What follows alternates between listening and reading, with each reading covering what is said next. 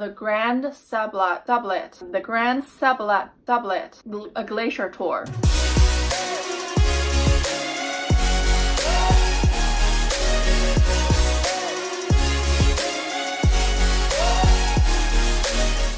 Hi everyone, welcome back to my channel. This is Mandy. Today I want to show you my heli skiing experience when I was in Alpe d'Huez in France this winter.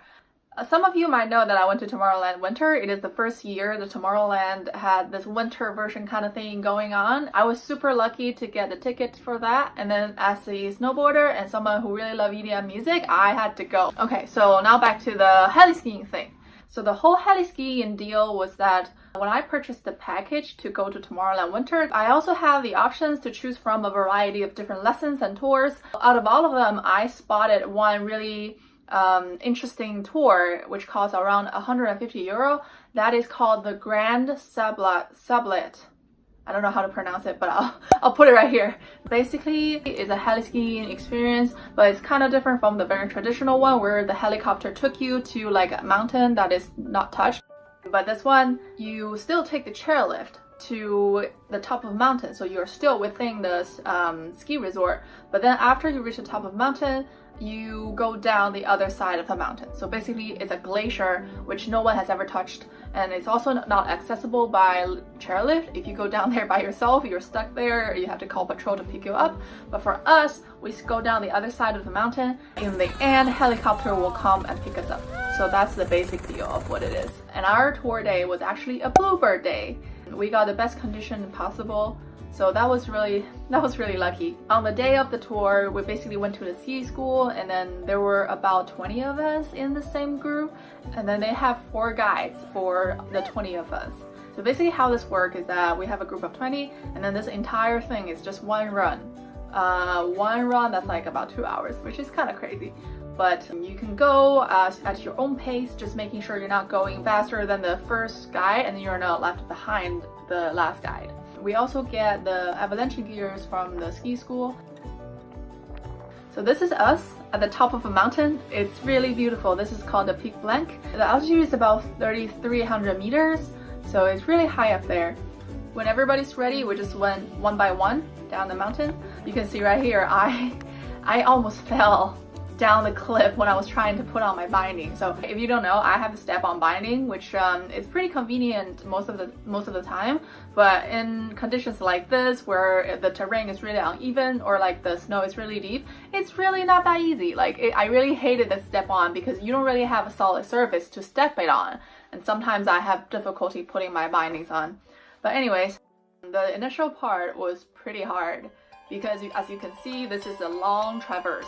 And it's kind of scary too, although I was pretty excited when I got to the top of the mountain, but actually seeing the terrain down my feet, it's really scary. And there are a lot of rocks, and the traverse was pretty narrow, and I was also doing hillside traverse because I am regular stance. Some of you know hillside traverse is always harder than toe-side traverse.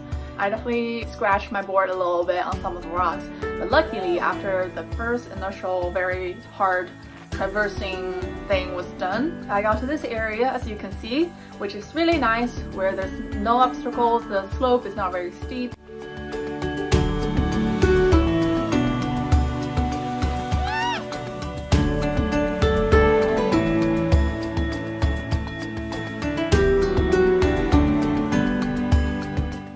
But then after the first turn, the terrain kind of become really difficult.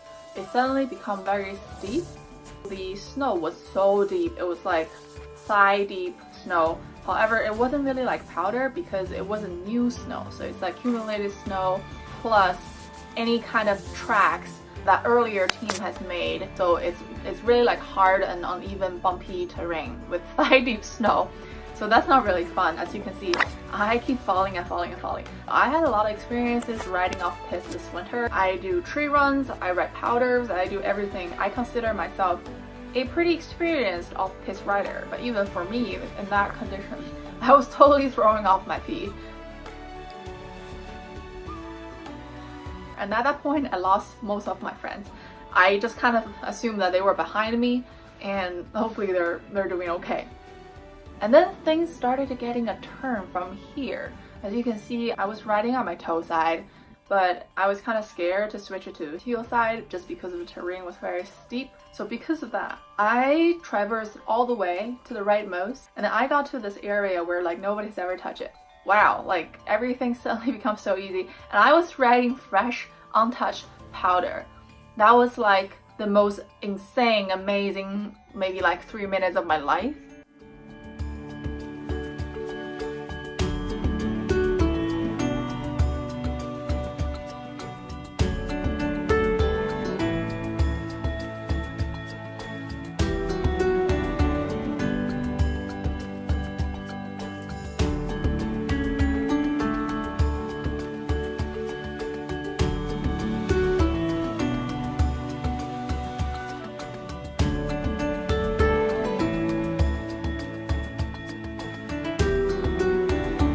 Although when I stop, I hear the guy shouting behind me. He was saying like, "Oh, come back, you're not supposed to do that. You're out of the ring that we're supposed to be snowboarding or skiing." Oh my god, that fresh track!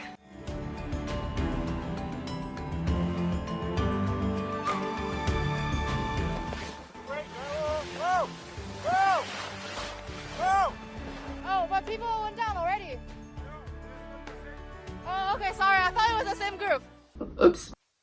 When I was laying down there waiting for people to catch up, it's one of the best feelings ever in the world. I was just in between these ginormous mountains and there was only snow and sky and cloud.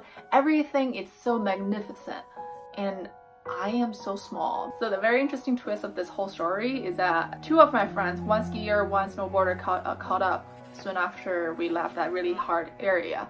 However, we're still missing two friends, and I have no idea like where they are. I saw the guy that we were with keep talking to the other guy with the radio. They asked me, "Oh, are those two guys your friends?" And we're like, "Yeah, I guess so." And what happened to them?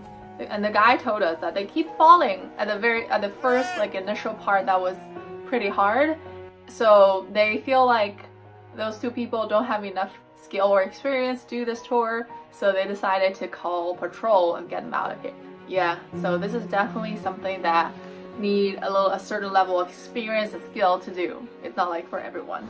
But hey, at least they got to ride helicopters as well. And then from here, everything become a little bit easier. Since the slope become a lot flatter, the snow coverage also decreased. It wasn't like thigh-deep snow anymore. It was just like a little bit, but also good enough that you can feel the slope. It's very easy to find some untouched area for you to go on, get a feeling of that silky, smooth riding down your feet. So it's really nice.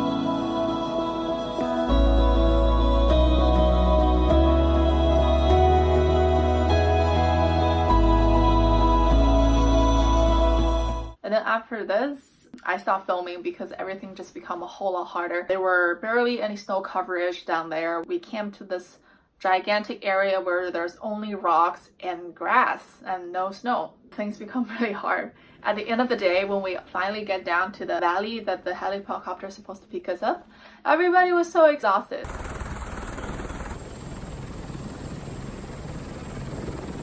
And then on the helicopter back to the village was definitely stunning.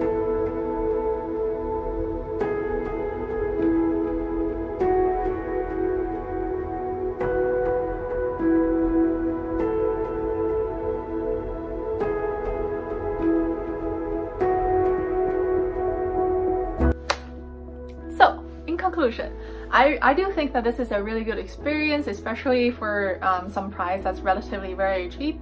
Would I do this again? Yes, I think I totally would do this again. Snowboarding or skiing in Europe is very different from North America. Their tree line is like so low. I don't know why, but like at least in Alpe d'Huez, the entire resort, you don't see a single tree. But if you ride in North America, there are so many trees. Tree runs is usually one of the most exciting off-piste experience. The entire terrain in Alpe d'Huez is very broad. You can just like ride like wherever. It really creates that really free kind of feeling that you can just go anywhere. So that's very different. In terms of the tour, I think everybody was really nice. The tour guide, they are so experienced and nice. They provided everything you would ever need to have this kind of backcountry experience. It definitely requires a level of skill and experience though. So if you've never ridden off-piste or powder, that's probably a no-go for you. Even if you ridden like double black diamond in the resort with no problem, but it's very different because like in the off-piste or like powder condition, you have to know how to balance yourself on really uneven terrain or keep the tip of your board up from sinking into the snow. So that's very different technique than riding groomed runs.